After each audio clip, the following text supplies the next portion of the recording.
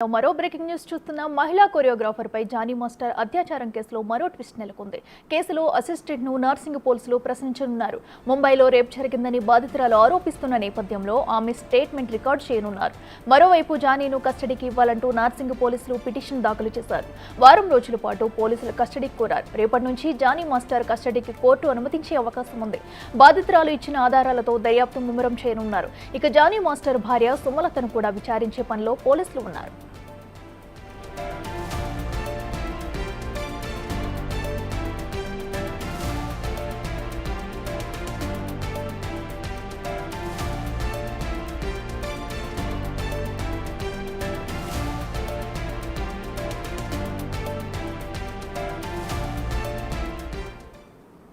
ఇక Johnny master కేసులో మరొకరొక statement కూడా రికార్డ్ చేయనున్నారు పోలీసులు. ఈ అంశానికి సంబంధించి మరింత సమాచారం మా ప్రతినిధి రాణా లైవ్ లో అందిస్తారు.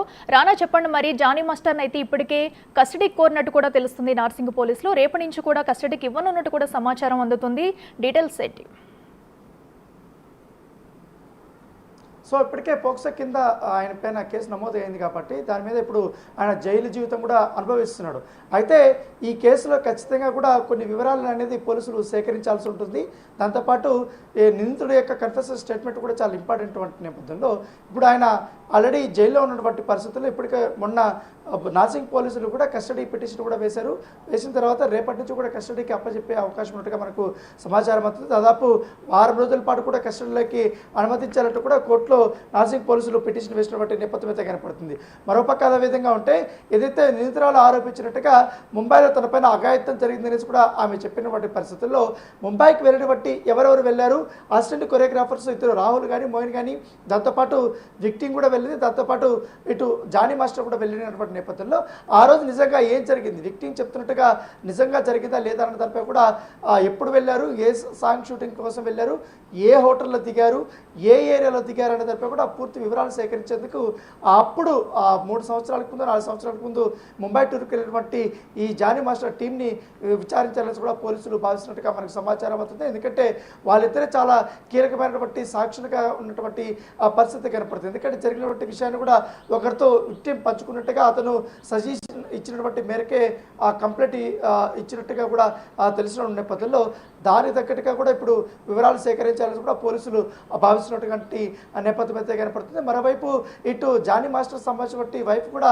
ఇప్పటికీ అనేకమైనటువంటి ఆరోపణలు కూడా చేస్తున్నటువంటి పరిస్థితి కనపడుతుంది. ఎందుకంటే కావాలనే జానీ మాస్టర్ని ట్రాప్ చేసి పక్కా ప్రణాళికలతో స్కెచ్ వేసి మరి ఇరికించాలన్న ఉద్దేశంతో కూడా వీరు ఉన్నారనేది ఆమె ఆరోపణలు చేస్తున్న నేపథ్యంలో దానికి తోడు జానీ మాస్టర్ వైపు నన్ను చాలా పలు రకాలుగా కూడా దుర్భాషలు ఆడమే కాకుండా నా పైన చేయి చేసుకుంది, పలుమార్లు కూడా కొట్టిందంటూ కూడా ఇప్పటికే ఆమె స్టేట్మెంట్లో కూడా రికార్డ్ చేసింది. కాబట్టి బాధితులు దాన్ని బేస్ చేసుకొని ఇటు జానీ మాస్టర్ వైపును కూడా రేపటి నుంచి కూడా విచారణకు పిలిపించే అవకాశం ఉన్నట్టుగా మనకు సమాచారం అవుతుంది. దాంతోపాటు మరికొంతమందిని కూడా ఈ కేసులో ఇన్వాల్వ్ అయినటువంటి వారందరూ కూడా కొన్ని ఎవిడెన్స్లు కూడా విక్టిమ్ ఇచ్చినటువంటి నేపథ్యంలో వాటి బేస్ చేసుకుని వారిని క్వశ్చన్ చేయాలనే ఉద్దేశంతో కూడా పోలీసులు ఉన్నటువంటి నేపథ్యం అయితే కనపడుతుంది. సో ఏమైనప్పటికీ రేపు కానీ ఒకవేళ ఉప్పరపల్లి కోర్టు కానీ జానీ మాస్టర్ని వీళ్ళు ఇప్పుడు 7 రోజులు అడిగారు కాబట్టి అట్లీస్ట్ 3-4 డేస్ అన్నా అనుమతించే అవకాశం ఉన్నట్టుగా మన సమాచారం. ఒకవేళ అట్లా అనుమతిస్తే మాత్రం చాలా కీలకమైనటువంటి సమాచారాన్ని సేకరించే అవకాశం ఉన్నట్టుగా తెలుస్తుంది. ఎందుకంటే ఇప్పటికే కొన్ని ఎవిడెన్స్లు అనేది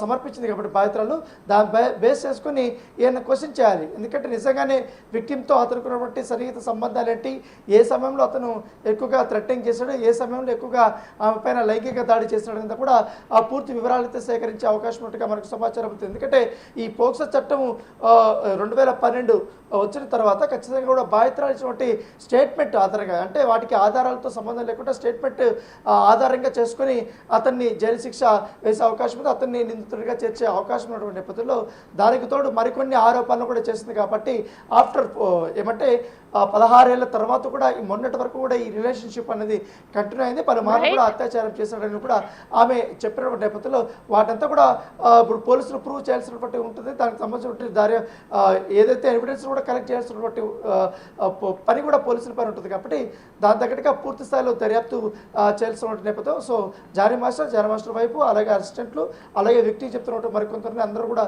పూర్తి స్థాయిలో విచారించాలని కూడా పోలీసులు భావిస్తున్నారు. Right Rana, thanks for updates.